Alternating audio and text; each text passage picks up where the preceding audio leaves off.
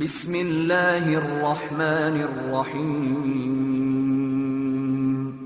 هذا القرآن يوحدنا لطريق الخير يوجهنا الله تعالى أنزله ورسول الله معلمنا هذا القرآن يوحدنا لطريق الخير يوجهنا الله تعالى أنزله ورسول الله معلمنا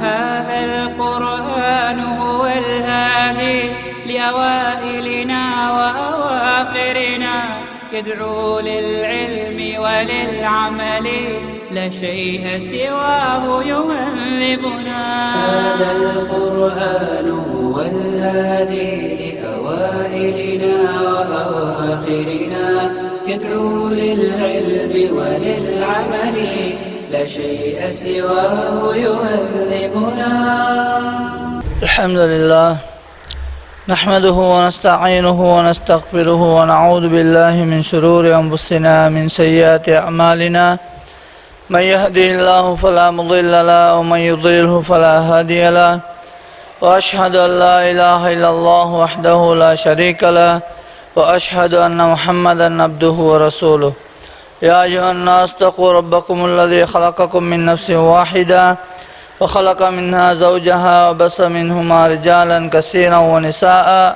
واتقوا الله الذي تساءلون به والأرحام إن الله كان عليكم رقيبا يا أيها الذين آمنوا اتقوا الله حق تقاته ولا تموتن إلا وأنتم مسلمون ومن يتق الله يجعل له مخرجا ويرزقه من حيث لا يحتسب فإن أصدق الحديث كتاب الله وخير الهدي هدي محمد صلى الله عليه وسلم وشر الأمور محدثاتها وكل محدثة بدعة وكل بدعة ضلالة وكل ضلالة في النار وبعد أعوذ بالله من الشيطان الرجيم وسارعوا إلى مغفرة من ربكم وجنة أرضها السماوات والأرض أعدت للمتقين الذين ينفقون في السراء والضراء والقاضمين الغيظ والعافين عن الناس والله يحب المحسنين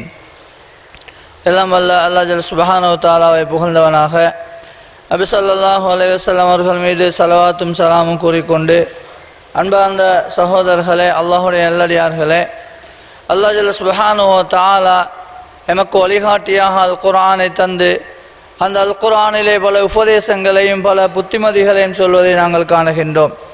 ஒவ்வொரு மனிதர்களுடைய மனோநிலையை ஏற்றவாறு அல்லாஹு தாலா பல உபதேசங்களை பலவிதமான கோணங்களிலே குர்ஆனிலே சொல்லியிருப்பதை நாங்கள் காணுகின்றோம்.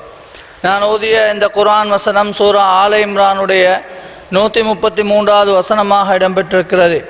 இதிலே அல்லாஹு தாலா முழு மனித சமுதாயத்தையும் அல்லாஹுடைய மன்னிப்பின் பக்கமும் விசாலமான சுவர்க்கத்தின் பக்கமும் முதலாவதாக அழைப்பு விடுக்கிறான். வஸாரிஊ இலா மக்ஃபிரத்தின் மின் ரப்பிக்கும், உங்கள் ரப்புடைய மக்ஃபிரத்தின் பக்கம் மன்னிப்பின் பக்கம் நீங்கள் விரைந்து வாருங்கள். வஜன்னத்தின் அர்துஹா ஸமாவாத்து வல் அர்ல், வானங்கள் பூமிகளை விடவும் விசாலமான சுவனத்தின் பக்கமும் நீங்கள் விரைந்து வாருங்கள் என்று சொல்லி அல்லாஹ் தஆலா அழைப்பு விடுக்கிறான். சுவர்க்கத்தின் பக்கமும் அல்லாஹ்வுடைய மன்னிப்பின் பக்கமும் மக்ஃபிரத்தின் பக்கமும். மனிதன் தவறு செய்யக்கூடியவன், எந்த வகையிலும் ஷைத்தானுடைய தாக்கங்களுக்கு உள்பாக்கப்படக்கூடியவன். எனவே அல்லாஹ் மன்னிக்க காத்து கொண்டிருக்கிறான், மன்னிப்பின் பக்கம் விரைந்து வாருங்கள் என்று அழைத்து விட்டு அந்த சுவனத்தை அல்லாஹ் யாருக்காக வேண்டி தயார் செய்து வைத்திருக்கிறான்? உஇத்தத் லில் முத்தகீன், இறை விசுவாசிகளுக்காக அல்லாஹ் சுவர்க்கத்தை தயார் செய்திருக்கிறான். தக்வா உள்ளவர்களுக்காக சுவர்க்கத்தை அல்லாஹ் ஏற்பாடு செய்திருக்கிறான் என்று சொன்ன ரஹ்மான், அந்த தக்வா உள்ளவர்கள் யார் என்ற சில அடையாளங்களை சொல்லி காட்டுகிறான்.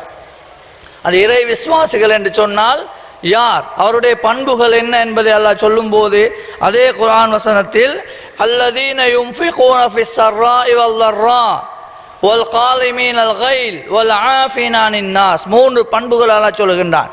மனிதனுடைய அன்றாட வாழ்க்கை சம்பந்தப்படக்கூடிய 3 பண்புகளை இறை அச்சத்தின் அடையாளமாக அல்லாஹ் தஆலா சொல்லி காட்டுகிறான். ஒன்று, சந்தோஷமான நிலையிலும் கவலையான நிலையிலும் நல்ல நிலையிலும் துன்பமான நிலையிலும் அல்லாஹ்வுக்காக வேண்டி செலவு செய்வார்கள். வித்தியாசமாக அல்லாஹ் சொல்கிறான். எல்லோரும் தர்மம் செய்ய காத்திருப்பது எப்போது தெரியுமா? அளவுக்கு மீறி வருமானம் வரும்போது, செலவு செய்ய வழி இல்லாத போது யாருக்காவது கொடுப்போம் என்ற ஒரு மனோநிலை மனிதனுக்கு இருக்கிறது. அல்லாஹ் இறை விசுவாசத்தின் அடையாளமாக சொல்வது என்ன தெரியுமா? யுன்ஃபிகூன ஃபிஸ் ஸர்ராஇ வல் ضர்ரா, நல்ல நிலையிலும் துன்பமான நிலையிலும் சோகமான நிலையிலும் வாழ்க்கைக்கு கஷ்டம், அந்த நிலையில் என்னை விட ஒரு கஷ்டவாளி வந்தால் முடியுமான ஒரு உதவியை செய்கிறானே, தக்வா உள்ளவனின் அடையாளம். சுப்ஹானல்லாஹ், அழகான ஒரு அடையாளத்தை சொல்கிறான்.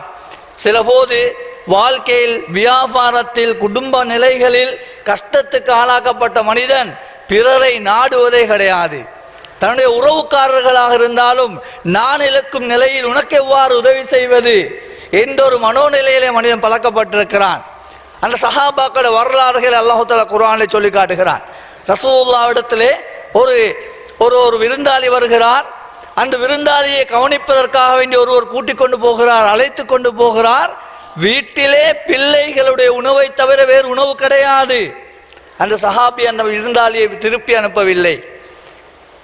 அவர்கள் பொறுமையாக இருந்து அந்த விருந்தாளியை கவனிக்கிறார்கள். அல்லாஹ் அவர்களை புகழ்ந்து குர்ஆனிலே வசனத்தை இறக்குகின்றான். இது இறை விசுவாசத்தின் அடையாளமாக அல்லாஹ் தஆலா சூரா ஆல இம்ரானிலே சொல்கிறான். அல்லதீன யுன்ஃபிகூன ஃபிஸ் ஸர்ராஇ வல் ضர்ரா, இந்த ரெண்டு நிலையிலும் பிறருக்காக வேண்டி செலவு செய்வார்கள், இறை விசுவாசத்தின் அடையாளம். இரண்டாவதாக வல் காஸிமீனல் கைல், கோபத்தை மென்று விழுங்குவார்கள். கோபம் வரும்போது அதனை அடக்கி கொண்டு சகிப்புத்தன்மையோடு இருப்பார்கள், இறை விசுவாசத்தின் அடையாளம். அன்பான சகோதரர்களே, கோபம் வந்ததன் பின்பு சகிப்புத்தன்மை காட்டுவதோ, கோபம் வந்து செய்வதையெல்லாம் செய்து பேசுவதையெல்லாம் பேசி அதற்கு பின்னால் அமைதியானதன் பின்பு சகிப்புத்தன்மையோடு இருப்பதல்ல பொறுமை. கோபத்தை வென்று விழுங்கி வரும் கோபத்தை அடக்கி கொண்டு ஒருவன் அமைதியாக இருக்கிறானே, இறை விசுவாசத்தின் அடையாளம், தக்வாவுடைய அடையாளம். மூன்றாவதாக வல் ஆஃபீன அனின் நாஸ், மக்களை மன்னிக்க கூடிய பண்பு, மக்களை மன்னிக்க கூடிய வைரம் வைக்காமல் காலாகாலம் கோபம் வைக்காமல் மன்னிக்க கூடிய பண்பு இருக்கிறது, இதுவும் இறை விசுவாசத்தின் அடையாளம் என்று சொல்லி அல்லாஹ் தஆலா அந்த சுவர்க்கத்துக்கு தகுதியான இறை விசுவாசிகளின் 3 பண்புகளை இந்த குர்ஆனிலே சொல்லி காட்டுகின்றார். அன்பான சகோதரர்களே, அந்த 3 பண்புகளில் மிக முக்கியமான ஒன்றுதான் வல் காலிமீனல் கைல் என்று சொல்லக்கூடிய ஒரு பண்பை அல்லாஹ் சொல்கிறான். இரண்டாவதாக கோபத்தை மென்று விழுங்கி அமைதியாக பொறுமையாக இருப்பது இருக்கிறது. இது பேசுவதற்கு லேசாக இருக்கலாம். பேசக்கூடிய நானாக இருந்தாலும் சரி, நீங்களாக இருந்தாலும் சரி, சொல்வதற்கு லேசாக சொல்லலாம். பொறுமையாக இருக்க வேண்டும், கோபத்தை மென்று விழுங்க வேண்டும். அந்த நிலையை அடையும் போதுதான் அந்த தியாகத்தின் கடுமை அவன் உணர்கின்றான். குடும்ப நிலைகளிலோ வியாபாரத்திலோ சமூக வேலைகளிலோ ஏதாவது கோபம் என்று வந்துவிட்டால் எதையும் அந்த மனிதன் செய்வதற்கு துணிந்து விடுகிறான். ஷைத்தான் அவனுக்குள் ஆதிக்கம் செலுத்தி சில போது அவன் விரும்பாத, அவன் எதிர்பார்க்காத செயல்கள் கூட அவனால் நடந்து விடுகிறது. அதற்கு பின்னால் அந்த அநீதம் இழைக்கப்பட்டவனம் போய் மன்னித்துக் கொள்ளுங்கள், மன்றாடி இரவு நேரங்களிலே போய் மன்னிப்பு கேட்பதால் எந்த அர்த்தமும் கிடையாது. கோபம் வரும்போது தன்னை அடக்கிக் கொள்வது இருக்கிறது, இது இறை விசுவாசத்தின் அடையாளம் என்பதாக அல்லாஹ் ஜல்ல சுப்ஹானஹு வ தஆலா சொல்லி காட்டுகின்றார். எனவே தன்னை கோபத்தை அடக்கி அமைதியாக பொறுமையாக இருப்பது என்பது தக்வா உள்ளவர்களின் அடையாளம் என்பதை அல்லாஹ் ஜல்ல சுப்ஹானஹு வ தஆலா நமக்கு சொல்லி காட்டுகின்றார்.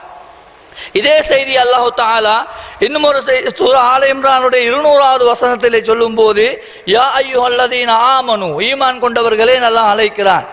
இஸ்பிரு வசாபிரு வராபித்து, ஈமான் கொண்டவர்களே என்று அழைத்து சகிப்பு தன்மையோடு இருந்து கொள்ளுங்கள் என்பதை அல்லாஹ் 3ஆக பிரித்து சொல்லி காட்டுகிறான். 3 நிலைகளை வைத்து அல்லாஹ் சொல்கிறான். கோபத்தை அடக்கி எமக்குள் சகிப்பு தன்மையோடு பொறுமையோடு இருக்கிறது என்று சொல்கிறோமே, இந்த சபுர் என்பதை 3ஆக அல்லாஹ் சொல்கிறான். ஒன்று இஸ்பிரு, உங்களுக்குள் நீங்கள் பொறுமையாக இருங்கள். உங்களுடைய தனிப்பட்ட வாழ்க்கையில் நீங்கள் உங்களை அடக்கி கொண்டு பொறுமையாக வாழ வேண்டும். வசாபிரு, ஒருவருக்கொருவர் பொறுமையாக இருங்கள்.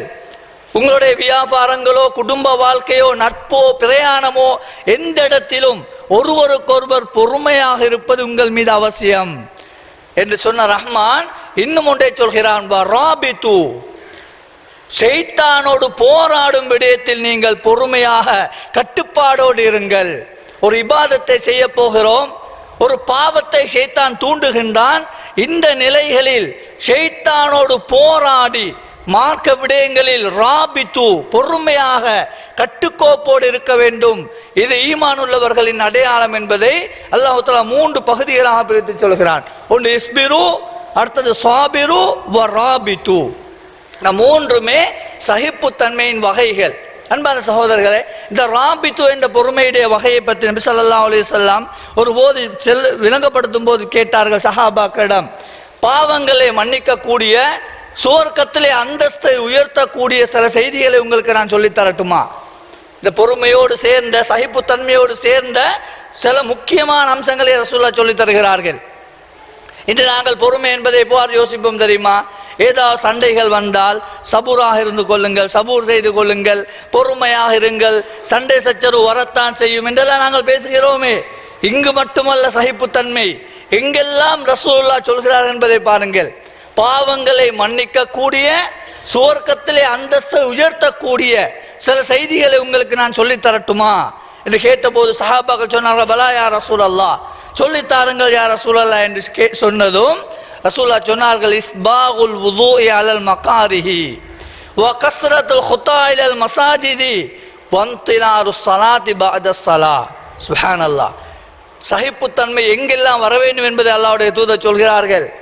வெறுப்பான நேரத்தில் முழுமையாக வுது செய்தல் முதலாவது.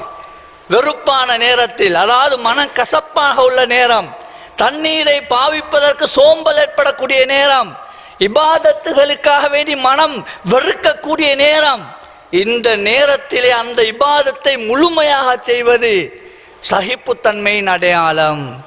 அன்பான சகோதரர்களே, இது ஒரு வித்தியாசமான ஒரு பொறுமையை ரசூலுல்லாஹ் நமக்கு சொல்லி காட்டுகிறார்கள். ஒரு மனிதன் காலையில எழும்பிய உடனேயே முகத்தை கழுவிக்கொண்டு அந்த இபாதத்தை முழுமையாக செய்து கொண்டு அல்லாஹ்வுடைய மாளிகைக்கு வந்து தொழுதால் அதற்குரிய நன்மைகளை இஸ்லாம் விரிவாக சொல்லி இருக்கிறது. இந்த இபாதத்தை செய்ய விடாமல் ஷைத்தான் சோம்பல் தனத்தை ஏற்படுத்துவான். அல்லது அந்த இபாதத்தை செய்யும் போது ஏதாவது ஒரு வேலையிலே நம்மை ஈடுபடுத்தி விடுவான், அந்த இஹ்லாஸை இல்லாமலாக்கி விடுவான். இதன் போது ஒருவன் சகிப்பு தன்மையோடு ஷைத்தானோடு போராடுவதற்கிறதே பொறுமையின் ஒரு வகை. அன்பான சகோதரர், இஸ்பாகுல் வுது என்று சொன்னால் உலுவை நாங்கள் செய்யக்கூடிய அந்த இபாதத்தை தொழுகைக்காக வேண்டி செய்யும் ஒரு திறவுகோல். தொழுகைக்காக வேண்டி ஆரம்ப இபாதத்து தான் வுது. அந்த வுதுவை ஒரு மனிதன் முழுமையாக செய்யவில்லை என்றால் அவனுடைய தொழுகையே பாழாகிவிடும். ரசூலுல்லாஹ் சொல்லித் தந்த விதத்திலே வுதுவை செய்யாமல் எத்தனை ரக்காத்துகள் ஒருவன் தொழுதாலும் அந்த தொழுகையிலே பரிபூரணம் இல்லாமல் போய்விடும். இந்த இபாதத்தை ஷைத்தான் விடமாட்டான். ரசூலுல்லாஹ் சொன்னார்கள், வுதுவிலே மனிதனை குழப்புவதற்கென்றே ஒரு ஷைத்தான் சாட்டப்பட்டிருக்கிறான். ஷைத்தான் விசேஷமாக வுது செய்யும் போது எம்மை வழிகெடுப்பதற்காக வேண்டியிருக்கிறான். அநேகமானவர்களை நாங்கள் காணுகிறோமா இல்லையா? வுது செய்ய வந்தவுடன், வுது செய்ய துவங்கிய உடனேயே ஏதாவது ஒரு பேச்சிலே ஈடுபட்டு வீண் விரயமாக தண்ணீரை செலவு செய்வார்கள். அல்லது வுது செய்வதை ஒரு சடங்காக ஆக்கிக் கொண்டு ஏனோ முகத்தையும் கையையும் காலையும் கழுகி கொண்டு வரக்கூடிய ஒரு செயலை போன்று ஆக்கி விடுவார்கள். அல்லது அந்த இஹ்லாசு அந்த துஆக்களை ஓதவிற்கு நேரம் இல்லாத ஒரு சந்தர்ப்பத்தை ஷைத்தான் உண்டாக்கி விடுவான். இதன் போது முழுமையாக வுது செய்வது என்பது போராட வேண்டிய ஒரு அம்சம். ஏன் தெரியுமா? ரசூலுல்லாஹ் சொன்னார்கள், மன் தவல்லஅ ஃபஅஹ்ஸனல் வுதுஅ, யார் அழகான முறையில் வுது செய்து பூர்த்தியாக அந்த வுது என்ற அந்த இபாதத்தை செய்து அதற்கு பின்னால் அவருடைய துஆவை அஷ்ஹது அல்லா இலாஹ இல்லல்லாஹ் வ அஷ்ஹது அன்ன முஹம்மதன் அப்துல்லாஹி வ ரசூலுஹு என்ற வுது செய்ததன் பின்னால் ஓதுற துஆ இருக்கிறதே, இந்த துஆவையும் யார் ஓதுகிறார்களோ ஃபுத்திஹத் லஹு அப்வாபுல் ஜன்னah. அல்லாஹு அக்பர். சுவர்க்கத்தின் வாசல்கள் அவருக்காக திறக்கப்படும். எத்தகைய இபாதத் என்பதை பாருங்கள். இதே நம்முடைய சமூகம் எவ்வாறு செய்கிறது? வீணாகவும் விளையாட்டாகவும் ஏனோ தானோ என்ற ஒரு அமைப்பிலே அந்த உது என்ற இபாதத்தின் மத்தியில் நடைபெறுவதை காணுகிறோம். ரசூலுல்லாஹ் சுவர்க்கத்துடைய வாசல்கள் திறக்கப்படக்கூடிய ஒரு இபாதத்தாக சொல்லி காட்டுகிறார்கள். அது மட்டுமல்ல, அதோடைய எச்சரிக்கை எவ்வாறு தெரியுமா? வயலுள்ளில் ஆகாப் என்று சொன்னார்கள் ரசூலுல்லாஹ். குதிகாலுடையவர்களுக்கு நரகம் தான். சஹாபாக்கள் கேட்டார்கள், யா ரசூலல்லாஹ், குதிகாலுடையவர்களுக்கு நரகமா?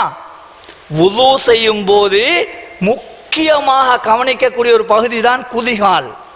எம்முடைய காலுடைய பின்பகுதி இருக்கிறது, டெப்பை திறந்தால் இப்படியே காலை பிடித்து விட்டு வந்து விடுவார்கள். அந்த விரல்களை தேய்த்து பின் கால் பகுதியை கழுவுவதே கிடையாது. ரசூலுல்லாஹ் சொன்னார்கள், வயலுள்ளில் ஆகாப், குதிகாலுடையவர்களுக்கு நரகம் தான். அந்த அளவு பேணப்படக்கூடிய ஒரு இபாதத்தை பொறுமையோடு செய்ய வேண்டுமா இல்லையா? ஷைத்தான் விடமாட்டான்.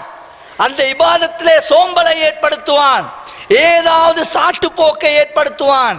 அங்கு தவறு நடந்தால் வந்து தொழக்கூடிய இபாதத்து மண்ணா போய்விடும். எனவே அன்பான சகோதரர்களே, ரசூலுல்லாஹ் முதலாவது சொன்னார்கள், இஸ்பாகுல் வுதுஇ அலல் மகாரிஹி, முழுமையாக வுது செய்வது. வெறுப்பு ஏற்படக்கூடிய நேரத்தில் அல்லாஹ்வுக்காக வுது செய்வது இருக்கிறது, அது ஒரு ராபித்து, தியாகம், பொறுமையோடு செய்ய வேண்டிய ஒரு இபாதத். வாலிப சமூகத்துக்கு அதனை நாங்கள் பழக்க வேண்டும். வளரக்கூடியவர்களுக்கு அந்த இந்த நன்மைகளை சொல்லி காட்டப்பட வேண்டும். இரண்டாவது ரசூலுல்லாஹ் சொன்னார்கள், வகஸ்ரத்துல் குத்தா இலல் மசாஜித், அதிகமான எட்டுக்களை வைத்து பள்ளிக்கு வருவது. தூரமான பகுதிகளில் இருந்து பள்ளி வாயிலுக்கு வருவது இருக்கிறதே ராபித்து, போராடி செய்ய வேண்டிய ஒரு இபாதத். இன்று யாராவது அதிலே கர்சனை காட்டுகிறார்களா? அன்பான சகோதரர்களே, கொழும்புக்கு போய் வருகிறார்கள் அல்லது தூரமான ஒரு பயணத்துக்கு போய் வருகிறார்கள், அதான் சத்தம் கேட்கிறது. என்ன சொல்லுவான் தெரியுமா? கஷ்டப்பட்டு வந்திருக்கிறேன், வீட்டிலே தொழுது கொள்ளலாம். மாச்சலோடு இப்பத்தான் வந்து வீட்டுக்கு சேர்ந்தேன், எனவே வீட்டிலே தொழுது கொள்ளலாம், அல்லாஹ்க்கு எங்களை பற்றி தெரியும் தானே என்று அவனுக்குள்ளே சமாதானம் செய்து கொண்டு பள்ளி வாயிலுக்கு போகாமல் நின்று விடுவான். அதே தொழிலுக்கு போய் வந்த மனிதன் அவருடைய ஒரு வியாபார பொதியோ அல்லது முக்கியமான ஒரு பொருளோ எங்காவது விடுபட்டால் என்ன நினைப்பான்? கஷ்டப்பட்டு வந்தேன், பிறகு போய் எடுத்துக்கொள்வோம் என்ற நிலைப்பாட்டுக்கு வருவானா? வந்த மாச்சலோட கஷ்டத்தோட அடுத்த கணம் போய் அதனை எடுத்துக்கொண்டு வருவான். அதனுடைய பொறுமதி விளங்குகிறது, அதனுடைய மகிமை தெரியும். நான் கஷ்டப்பட்டு வேர்வை சிந்தி சம்பாதித்தது அங்கே யாரும் எடுக்கக்கூடாது என்று ஓடுகிறான். இபாதத்துடைய மகிமை உள்ளத்திலே இல்லாததன் விளைவு. கொஞ்சம் ஒரு மாச்சல் வந்தால் போதும், கொஞ்சம் ஒரு தடுமல் வந்தால் போதும், ஜமாத் இல்லாமல் போய்விடுகிறது. போராட வேண்டுமா இல்லையா? பொறுமை என்பதை அங்குதான் வர வேண்டும். அந்த விடயத்திலே தான் ஒரு மனிதன் போராட வேண்டும். ரசூலுல்லாஹ் சொன்னார்கள், இரண்டு அம்சங்கள் இருக்கின்றன. அதனுடைய பொறுமதியை மனிதர் விளங்குவார்களாக இருந்தால் லஸ்தஹம்மு, போட்டி போடுவார்கள். போட்டி போட்டாவது அந்த இபாதத்தை செய்வார்களாம். என்ன அந்த இரண்டும்? அல் அதான் வஸ்ஸஃபுல் அவ்வல். சுப்ஹானல்லாஹ், முதல் சஃபில் இருந்து தொழுவதும் அதான் சொல்வதும், இந்த ரெண்டும் இன்றைக்கு எந்த அளவுக்கு ஒரு கர்சனை காட்டாத ஒரு இபாதத்தாக மாறி இருக்கிறது என்பதை பாருங்கள். முன் சஃபிலிருந்து தொழுவதும் அதான் சொல்வதும் என்பது போட்டி போட்டு செய்ய வேண்டிய அமலாக ரசூலுல்லாஹ் சொல்லி காட்டு. அந்த அளவுக்கு நன்மைகள் இருக்கின்றன. இந்த இபாதத்தை நமக்கு மத்தியில் எந்த அளவுக்கு மாறி இருக்கிறது? அன்பான சகோதரர்களே, அதிகமான தூர பகுதியிலிருந்து பள்ளிக்கு வருவதல்ல, அண்மையில் இருந்தாலும் கூட பள்ளி வாயில்களுக்கு வரக்கூடிய விதத்தை பாருங்கள். ஜும்மா நாளை எடுத்துக்கொள்ளுங்களேன். ஜும்மாவுக்கு எந்த நேரத்தில் வருவார்கள் தெரியுமா? இன்னும் அதான் சொல்லவில்லை, இன்னும் பயான் ஆரம்பிக்கவில்லை, பயான் முடிய போகும்போதுதான் பள்ளிக்கு வந்து சேருவார்கள். அன்பான சகோதரர்களே, அந்த அளவுக்கு தான் பழக்கப்பட்டிருக்கிறோம். இன்னும் தொழுகை நடைபெறவில்லையே என்று கூட சோம்பல்தனமாக நிற்க வைப்பான் ஷைத்தான். இந்த நேரத்திலே அந்த ஆரம்ப வக்துடைய நன்மைகள், முன் சஃபுடைய நன்மைகள், இதற்கு கிடைக்கும் மகத்துவங்கள் உள்ளத்திலே நிறுத்தி அதற்காக போராடுவதற்கிறதே இது ராபித்து. அதற்கு பின்னர் ரசூலுல்லாஹ் இன்னும் ஒன்றை சொன்னார்கள், வன்திலாரு ஸலாத்தி பஅத ஸலா, ஒரு தொழுகைக்கு பின்னால் இன்னொரு தொழுகையை எதிர்பார்த்திருப்பது. ராபித்து போராட வேண்டிய ஒரு இபாதத்.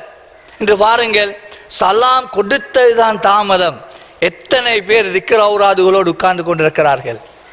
கொஞ்சம் பாருங்கள், ஒரு காலத்திலே சலாம் கொடுத்து எல்லா திக்ர் ஔராதுகளையும் ஸலவாத்துகளையும் சொல்லிவிட்டு தான் எழுந்து செல்லக்கூடிய ஒரு காலம் இருந்தது. இப்போது இந்த நிலை, சலாம் கொடுப்பது தான், ஜும்மா நாளாக இருந்தாலும் சரி, பாருங்கள் சலாம் கொடுத்தது தான் ஒரு பெரிய ஒரு கூட்டம் எழும்பி ஓடி விடுவார்கள். வயோதிபர்கள் 4-5 பேர்கள் தான் எல்லா ஔராதுகளையும் ஓதிவிட்டு எழும்புவார்கள். ரசூலுல்லாஹ் சொன்னார்கள், ஷைத்தானோடு போராட வேண்டிய சகிப்பு தன்மை இருக்க வேண்டிய ஒரு இபாதத் வந்திலாரு ஸலாத்தி பஅத ஸலா, ஒரு தொழுகைக்கு பின்னால் இன்னொரு தொழுகை எதிர்பார்த்திருப்பது. ஜும்மா தொழுது விட்டோம், அடுத்த ஜும்மா வரைக்கும் நிற்பதல்ல, ஒவ்வொரு வக்துடைய தொழுகையும் எதிர்பார்ப்பதும் முன்பின் சுன்னத்துகளை எதிர்பார்த்து தொழுவது இருக்கிறதே, இது போராடி செய்ய வேண்டிய ஒரு இபாதத். அன்பான சகோதரர்களே, இந்த 3 அம்சங்களை ரசூலுல்லாஹ் சொல்லிவிட்டு பாவங்கள் மன்னிக்கப்படும், சுவர்க்கத்திலே அந்தஸ்து உயர்த்தப்படும் என்று எதை சொன்னார்கள் தெரியுமா? பூர்த்தியாக வுது செய்தல், பள்ளிக்கு வந்து அல்லாஹ்வுடைய மாளிகைக்கு வந்து தொழுதல், ஒரு தொழுகைக்கு பின்னால் இன்னொரு தொழுகை எதிர்பார்த்திருக்குதல். 3ஐயும் சொன்னதன் பின்பு ஃபதாலிக்குமுர் ரிபாத், ஃபதாலிக்குமுர் ரிபாத் 3 தடவை சொன்னார்கள். இதுதான் அல்லாஹ் அந்த சூரா ஆல இம்ரானிலே சொல்லும் ரிபாத் என்று சொல்லி காட்டினார்கள். போராடி போராட்டத்தோடு செய்ய வேண்டிய 3 இபாதத்துகளை ரசூலுல்லாஹ் சொல்லி காட்டினார்கள். எனவே அன்பான சகோதரர்களே, அல்லாஹ்வுடைய நல்லடியார்களே, சகிப்புத்தன்மை என்பது 2 விதமாக நாங்கள் பார்க்க வேண்டும். ஒன்று இபாதத்துகள், நான் சொன்ன அந்த 3 அம்சங்கள், அது போன்று இன்னும் நம்முடைய வாழ்க்கையில வரக்கூடிய சகிப்புத்தன்மை இருக்கிறது. இந்த அனைத்தையும் தான் அல்லாஹ் தஆலா வல் காலிமீனல் கைல், பொறுமையோடு இருந்து கோபத்தை அடக்கி சகிப்புத்தன்மையோடு இருப்பது தக்வா உள்ளவர்களின் அடையாளம் என்று சொல்லி காட்டுகின்றார். அல்லாஹ் ஜல்ல சுப்ஹானஹு வ தஆலா இன்னும் ஒரு இடத்துல நமக்கு சொல்லும் போது வபஷிரிஸ் ஸாபிரீன், பொறுமையாளர்களுக்கு நபியை நீங்கள் நன்மாராயம் கூறுங்கள் என்று அல்லாஹ் சொல்லி காட்டுகிறான்.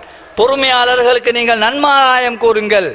அல்லதீன இதா அஸாபத்துஹும் முஸீபா, வாழ்க்கையில் ஏதாவது சோதனைகள் வந்தால் காலு இன்னா லில்லாஹி வ இன்னா இலைஹி ராஜிஊன், அவர்கள் என்ன சொல்வார்களாம்?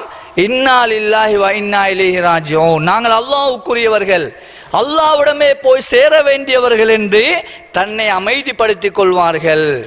இது இன்னொரு விதமான சோதனை அல்லாஹ் தஆலா சொல்லி காட்டுகிறான். சகிப்பு தன்மை என்பது நம்முடைய வாழ்க்கையில் ஏதாவது சோதனைகள் வந்தால், கஷ்டங்கள் வந்தால், அந்த நேரத்தில் அந்த மனிதன் அல்லாஹ்வுக்குரியவர்கள் நாங்க என்று சொல்லி அல்லாஹ்வின் பக்கம் மீற வேண்டுமே ஒழிய கலா கதிரையோ தன்னுடைய விதியையோ நேரத்தையோ காலத்தையோ திட்டக்கூடாது. அழகான ஒரு செய்தியை அல்லாஹ் தஆலா சொல்லி காட்டுகிறான். இன்று குடும்பத்தில் ஏதாவது சோதனை வந்தால் என்னுடைய கர்மம் என்று சொல்வார்கள், என்னுடைய தலை எழுத்து என்று சொல்வார்கள். ஏன் எனக்கு இவ்வாறு நடக்கிறது என்றெல்லாம் சிலர் புலம்போதை நாங்கள் காணுகிறோம். பொறுமையின் வெளிப்பாடு என்ன தெரியுமா? தக்வாவுடைய அடையாளம். இந்த நேரத்தில் நான் அல்லாஹ்வுக்குரியவர்கள், அல்லாஹ் என்னை சோதிக்கிறான் என்று தன்னை ஆறுதல் படுத்திக் கொள்வது இருக்கிறதே சகிப்புத்தன்மையின் அடையாளம். அன்பான சகோதரர்களே, அல்லாஹ்வுடைய நல்லடியார்களே, நபி ஸல்லல்லாஹு அலைஹி வஸல்லம் அவர்கள் சொன்னார்கள், உங்களுக்கு ஒரு காலம் வரும், அந்த காலத்திலே பல சோதனைகள் ஏற்படும். இன்னக்கும் சதல்கௌன பஅதி அஸரத்தன், எனக்கு பின்னால் பல அசம்பாவிதங்களை நீங்கள் சந்திப்பீர்கள். அந்த அசம்பாவிதங்களை சந்திக்கும் போது உங்களுக்குள் நீங்கள் பொறுமையாக இருக்க வேண்டும், சகிப்புத்தன்மையோடு வாழ வேண்டும். அவ்வாறு வாழுவதுதான் ஒரு முஃமினின் அடையாளம். எதுவரைக்கும் பொறுமை தெரியுமா? ஹத்தா தல்கௌனி அலல் ஹவுல். சுப்ஹானல்லாஹ், ஹவுலுல் கௌதரில் என்னை சந்திக்கும் வரைக்கும். 2 நாள் 3 நாள் அல்ல. சிலர் சொல்வார்கள் பொறுமைக்கும் ஒரு எல்லை இருக்கிறது, இவ்வளோக்கு இதுக்கு பின்னால பொறுத்து கொண்டிருக்க முடியாது என்றெல்லாம் சொல்லி கோபத்தை மீறி செயல்பட்டு விடுவார்கள்.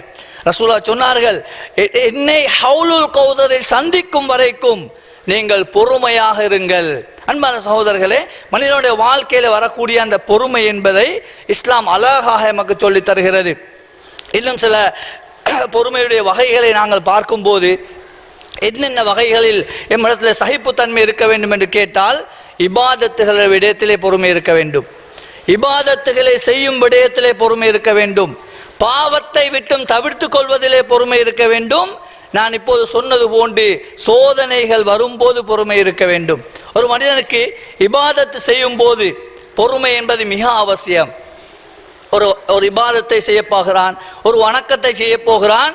இதன் போது அந்த நன்மைகள் தன்னுடைய உள்ளத்திலே விளங்குமாக இருந்தால், நான் செய்யும் இபாதத்துடைய பொறுமதிகளை ஒருவன் விளங்கி கொள்வானாக இருந்தால் ஆசையோடும் ஆர்வத்தோடும் செய்ய ஆரம்பிப்பான். அதனுடைய நன்மைகள் தெரியாது, அதனுடைய பிரயோஜனம் தெரியாதாக இருந்தால் அந்த இபாதத் சடங்காக தான் சமூகத்தில் மாறிவிடும். ஏனோ தானோ எல்லோரும் செய்கிறார்கள், நானும் செய்கிறேன் என்ற கோணத்திலே அந்த இபாதத்து மாறிவிடும். ஒரு வணக்கத்தை செய்யும் போது, தொழுகையாக இருக்கலாம், திக்ருகளாக இருக்கலாம், எந்த ஒரு வணக்கமாக இருந்தாலும் அதனுடைய நன்மைகளை ஒருவன் விளங்கி கொண்டு செய்யும் போது எந்த கஷ்டம் வந்தாலும் அதனை விட்டு விலக மாட்டான், பொறுமையாக இருப்பான். சகிப்பு தன்மையோடு மற்ற ஷைத்தானுக்கு இடம் கொடுக்காமல் அந்த இபாதத்தை அந்த மனிதன் செய்வான். ஒரு பாவம் செய்ய போகிறான், ஒரு தீய செயலை செய்ய போகிறான். இந்த நேரத்தில் அவனிடத்தில் சகிப்புத்தன்மை வர வேண்டும். அவன் சிந்திக்க வேண்டும், என்ன தெரியுமா, நான் இந்த பாவத்தை செய்தால் என்னென்ன கெடுதிகள் இந்த சமூகத்தில் ஏற்படும். தனி மனித வாழ்க்கையாக இருக்கலாம், சமூக வாழ்க்கையாக இருக்கலாம், குடும்பமாக இருக்கலாம், என்னென்ன விளைவுகள் ஏற்படும் என்பதை ஒருவன் சிந்தித்தானாக இருந்தால் அந்த சகிப்புத்தன்மை அவனுடைய வாழ்க்கையில வரும். அன்பான சகோதரர்களே, ஒரு கெட்ட வார்த்தையை பேச போகிறான், இஸ்லாம் தடுத்து ஒரு செயலை செய்ய போகிறான், சமூக பாவம் ஒன்றை செய்ய போகிறான்.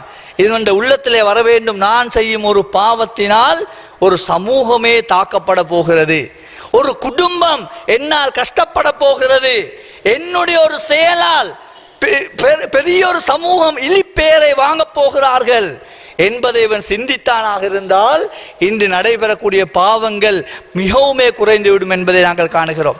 அன்பான சகோதரர்களே, இன்று பாருங்கள், ஒரு பாவத்தை செய்யும் போது அதன் விளைவுகள் சிந்திப்பதில்லை. அந்த மனிதன் அந்த பாவத்தினால் கேவலப்பட்டு அவனுடைய பெற்றோர்கள் பதுவாவுக்குள்ளாகி அவனுடைய ஊரார்கள் ஏசப்படும் போதுதான் நான் இவ்வாறு செய்திருக்க கூடாதே அவன் சிந்திக்கிறான். அன்பான சகோதரர்களே, இந்த சபுர் என்பது, சகிப்புத்தன்மை என்பது ஒரு இன்னொரு வகைத்தான். பாவத்தை செய்யும் போதே அவனுக்கு அந்த பொறுமை ஏற்பட வேண்டும், அந்த பாவத்திலிருந்து தவிர்த்து கொள்ள வேண்டும், அல்லாஹ்வை பயந்து வாழ வேண்டும். இறை அச்சம் உள்ளவர்களின் அடையாளம் என்பதை இஸ்லாம் சொல்லி காட்டுகிறது. மூன்றாவது ஒரு வகைத்தான், நன்மை செய்யும் போது பொறுமை இருக்க வேண்டும், தீயதை தடுக்கும் போது பொறுமை இருக்க வேண்டும். மூன்றாவதாக சோதனைகள் வரும்போது, பிரச்சனைகள் வரும்போது அல்லாஹ் தஆலா சொல்லி காட்டுகிறான், மூமின்களை நாங்கள் பல வகையிலே சோதிப்போம். இந்த சோதனைகள் வரும்போது ஒரு மனிதன் தன்னுடைய வாழ்க்கையில் பொறுமையாக இருக்க வேண்டும், பொறுமையை இழந்துவிடக் கூடாது, அல்லாஹ்வை மறந்து பேசக்கூடாது என்பதை அல்லாஹ் தஆலா ஒரு பாடமாக, பொறுமையின் ஒரு உதாரணமாக நமக்கு சொல்லி காட்டுகின்றான். நபி ஸல்லல்லாஹு அலைஹி வஸல்லம் அவர்கள் ஒருபோது வீரர்களை பற்றி சொல்லும் போது அழகான ஒரு செய்தியை சொல்லி காட்டினார்கள். லைஸ ஷதீது பிஸ்ஸுர்ஆ, பிறரை வீழ்த்துபவன், பிறரோடு சண்டை விழுத்து போராடி அவனை வீழ்த்துபவன் உண்மையான வீரன் அல்ல. உண்மையான வீரன் யார் தெரியுமா? இன்னம ஷதீதுல்லதி யம்லிகு நஃப்ஸஹு இன்தல் கலப், மனிதனிடம் கோபம் வரும்போது பொறுமையாக இருந்து தன்னை அடக்கி கொள்கிறானே, இவன் தான் உண்மையான வீரன் என்பதை அல்லாஹ்வுடைய தூதர் நமக்கு சொல்லி காட்டினார்கள். சுப்ஹானல்லாஹ். பாருங்கள், கோபம் வரும்போது ஒருவன் தன்னை அடக்கி கொண்டு பொறுமையாக வாழ்வதற்கிறதே மிக முக்கியமான ஒரு வீரம் என்பதை ரசூலுல்லாஹ் சொல்லி காட்டுகிறார்கள். கோபத்தின் போது இதையெல்லாம் செய்துவிட்டு அதற்கு பின்னால் வரக்கூடியதல்ல, அதற்கு பின்னால் நிதானம் ஏற்படுவதல்ல. கோபத்தை அடக்கி ஒருவன் பொறுமையோடு, அது எந்த வகையை சார்ந்ததாக இருந்தாலும் அந்த இடத்திலே பொறுமையாக இருக்கிறானே, இவன் தான் உண்மையான வீரன் என்பதை அல்லாஹ்வுடைய தூதர் நமக்கு சொல்லி காட்டினார்கள். எனவே அன்பான சகோதரர்களே, அந்த உண்மையான வீரம் என்று சொல்லக்கூடிய அந்த பொறுமை நம்முடைய எல்லாருடைய வாழ்க்கையில், ஆணாக இருந்தாலும் சரி, பெண்ணாக இருந்தாலும் சரி, வாலிபர்களாக இருந்தாலும் சரி, அவர்களுடைய வாழ்க்கையில் அந்த பொறுமை என்பது. அல்ஹம்துலில்லாஹ் வஸ்ஸலாத்து வஸ்ஸலாமு அலா ரசூலில்லாஹ் அம்மா பஅத். அன்பான சகோதரர்களே, அல்லாஹ்வுடைய நல்லடியார்களே, இறை விசுவாசத்தின் அடையாளமாக அல்லாஹ் சொல்லக்கூடிய ஒரு பண்புதான் கோபத்தை அடக்கி பொறுமையோடு இந்த உலகத்திலே வாழ்வது என்பது. ஒவ்வொருடைய வாழ்க்கையிலும் பொறுமை என்பது மிக அவசியமாக இருக்க வேண்டும். சோதனைகள் வரும்போது அவர்கள் பொறுமையாக இருக்க வேண்டும் என்ற அழகான ஒரு புத்திமதியையும் குர்ஆன் நமக்கு சொல்லி தருகிறது. அன்பான சகோதரர்களே, அல்லாஹ்வுடைய நல்லடியார்களே, நம்முடைய சமூகத்திலே பார்த்தால் நிறைய அசம்பாவிதங்கள், எதிரிகளால் நிறைய சோதனைகளுக்கு நாம் உள்வாங்கப்படுவோம், எதிரிகளால் சோதிக்கப்படுவோம். அந்த நேரத்திலே சிலர் என்ன சொல்வார்கள் தெரியுமா? அல்லாஹ் எங்களை இன்னுமே விட்டு வைத்திருக்கிறான், பார்த்து கொண்டிருக்கிறான், இந்த அநியாயம் எல்லாம் அல்லாஹ்க்கு விளங்குறது இல்லையா? உலக நாடுகளை வைத்து பார்க்கும் போது கூட முஸ்லிம் சமூகம் அடக்கி ஒடுக்கப்படுவார்கள், அநியாயம் இழைக்கப்படுவார்கள், கொலை செய்யப்படுவார்கள். இவைகளையெல்லாம் காணும் போது சிலர் சொல்லுவார்கள், ஏன் அல்லாஹ் இவ்வாறு செய்கிறான் என்று சில அல்லாஹ்வை கேள்வி கேட்கும் அளவுக்கு சில வார்த்தைகளை பேசுவார்கள். அன்பான சகோதரர்களே, அல்லாஹ்வுடைய நல்லடியார்களே, சூரா இப்ராஹிமின் அத்தியாயத்தில் அழகான ஒரு செய்தியை சொல்லி காட்டுகிறான். லா தஹ்ஸபன்னல் வலா தஹ்ஸபன்னல்லாஹ காஃபிலன் அம்மா யஅமலுல் ஸாலிமூன். இந்த அநியாயக்காரர்கள் செய்யும் செயல்கள் இருக்கின்றனவே, இவைகள் எல்லாம் அல்லாஹ்வுக்கு தெரியாத, அல்லாஹ் மறதியாளன் என்று நீங்கள் யாரும் நினைத்து விட வேண்டாம். வலா யஹ்ஸபன்னல்லாஹ காஃபிலன், அல்லாஹ்வை மறதியாளன் என்று நினைத்துக் கொள்ள வேண்டாம். இந்த அநியாயக்காரர்கள் செய்வதையெல்லாம் அல்லாஹ் கவனிக்காமல் இருக்கிறான் என்று யாரும் நினைக்க வேண்டாம். அழகான ஒரு செய்தி அல்லாஹ் சொல்லி காட்டுகிறான். இன்னமா யுஅখিরুஹும் லியௌமின் தஷ்ஹஸு ஃபீஹில் அப்ஸார். அல்லாஹ் தஆலா அவர்களை கொஞ்ச காலத்துக்கு விட்டு வைத்திருக்கிறான். அன்பான சகோதரர்களே, எமக்கு ஏதாவது ஒரு அநீதி வரும்போது அதற்காக வேண்டி போராட வேண்டும். ஏதாவது நம்முடைய உரிமை சம்பந்தமான ஒரு செய்தி நடைபெறுகிறதா, ஏதாவது நம்முடைய உரிமையில் கை வைக்கப்படுகிறதா, அதற்காக வேண்டி நியாயமான முறையில், நாகரிகமான முறையில் போராட வேண்டும், பேச வேண்டும். ஆனால் கலா கதிரை எதிர்த்து நாங்கள் பேசக்கூடாது. அல்லாஹ் தஆலாவோடு நாங்கள் போராடக்கூடிய வார்த்தைகளை பேசக்கூடாது. இவ்வளவு தொழுதோம், இவ்வளவு துஆ செய்தோம், இன்னும் ஏன் இந்த நிலை என்ற அந்த வார்த்தைகள் நம்முடைய வாயிலிருந்து வரக்கூடாது. இதைத்தான் அல்லாஹ் தஆலா சொல்லி காட்டுகிறான். நீங்கள் உங்களுக்கு சோதனை வந்தால் அதை நீங்கள் என்னிடம் கேளுங்கள், பிரார்த்தியுங்கள், அதற்குரிய பரிகாரங்களை செய்யுங்கள். ஆனால் என்னுடைய உரிமையில் உங்களுக்கு கை வைக்க முடியாது. அல்லாஹ் சிலரை விட்டு வைத்திருக்கிறான். எதற்காக தெரியுமா? நாளை மறுமையிலே அவர்களை பிடித்துக் கொள்வதற்காக. இன்னும் ஒரு இடத்துல அல்லாஹ் தஆலா எல்லோரையும் நோக்கி ஒரு செய்தியை சொல்லி காட்டுகிறான். யாருக்காவது அல்லாஹ் தஆலா வசதி வாய்ப்புகளை தந்தால், இருந்த நிலையிலிருந்து கொஞ்சம் உயர்த்தி நல்ல சந்தோஷமான நிலைகளை ஏற்படுத்தினால், சிலர் சொல்லுவார்கள் அல்லாஹ் முகம் பார்த்து விட்டான். சில பெண்கள் கூட சொல்லுவார்கள், இப்பத்தான் ஒரு அளவுக்கு அல்ஹம்துலில்லாஹ் இருக்கிறேன் என்று சொல்லி நினைத்ததையெல்லாம் செய்ய பார்ப்பான். வீண் விரயம் வேண்டுமா, அநியாயங்கள் வேண்டுமா, எதை வேண்டுமானாலும் செய்வான். ஏன்? அதிகாரம் என்னிடம் இருக்கிறது, வசதி வாய்ப்பு இருக்கிறது, முன்பு போன்றல்ல, நான் நினைத்ததை செய்வேன் என்று மனிதன் துணிந்து விடுவான். இதன் காரணமாகத்தான் எம்முடைய நாட்டிலும் சரி, வெளியிடங்களிலும் சரி, அட்டகாசங்களும் அநியாயங்களும் வீண் விரயங்களும் நடைபெறுவது இதன் காரணமாகத்தான். அல்லாஹ் தஆலா அழகான ஒரு செய்தியை நமக்கு சொல்லி காட்டுகிறான் பாருங்கள். ஃபலம்மா நசூமா ஸுக்கிரு பிஹி. மனிதர்களுக்கு கட்டளையிடப்பட்ட ஒன்றை மனிதர்கள் மறக்கும் போது, இது பொறுமையோடு சம்பந்தப்பட்ட ஒரு செய்தி. தன்னை அடக்கிக் கொள்வது சபுரன் இஸ்லாம் சொல்கிறது. தன்னை அடக்கி கட்டுப்பாடோடு இருப்பது ஒரு பொறுமையின் வகை. இது மீறப்படும் போது என்ன நடக்கும் என்பதை அல்லாஹ் சொல்கிறான். ஃபலம்மா நசூமா ஸுக்கிரு பிஹி. மனிதர்களுக்கு ஏவப்பட்டதை அவர்கள் விடும்போது, மறக்கும் போது அல்லாஹ் என்ன செய்வானாம்? ஃபதஹ்னா அலைஹிம் அபுவாப குல்லி ஷைஇன். எல்லா வாசல்களையும் அல்லாஹ் திறந்து கொடுப்பானாம். சுப்ஹானல்லாஹ். ஒருவன் பள்ளிக்கு வராமல் இருக்கிறான், வட்டி வாங்குறான், ஹராமான வியாபாரம் செய்கிறான், அல்லாஹ் என்ன செய்வானாம்? முன் சென்ற நபிமார்களுக்கு உடனே வேதனை இறக்கியது போல இறக்காம இன்னும் வாய்ப்பை கொடுப்பானாம் அல்லாஹ். சிலர் சொல்லுவார்கள், நீங்க எல்லாம் வட்டி அழியும்னு சொல்றீங்க, நான் காலாகாலமா வட்டி ஆவரம் செய்கிறேன், என்ன சோதனை வந்துச்சு எனக்கு?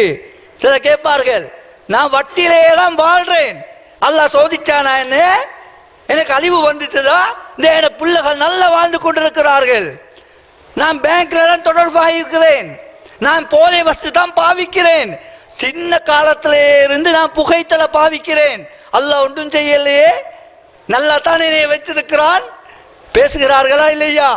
சிலர் சொல்லுவார்கள், நான் ஏமாத்தி வியாபாரம் தான் செய்கிறேன், ஆனா அந்த ஹலால் டிக்கிறானே அவனை விட நான் நல்லா தான் இருக்கிறேன், எனக்கு எந்த ஒன்றும் வரல, என் மனசு நல்லம், எல்லாம் சொல்லுவார். சில காரணங்களை சொல்லுவார்கள்.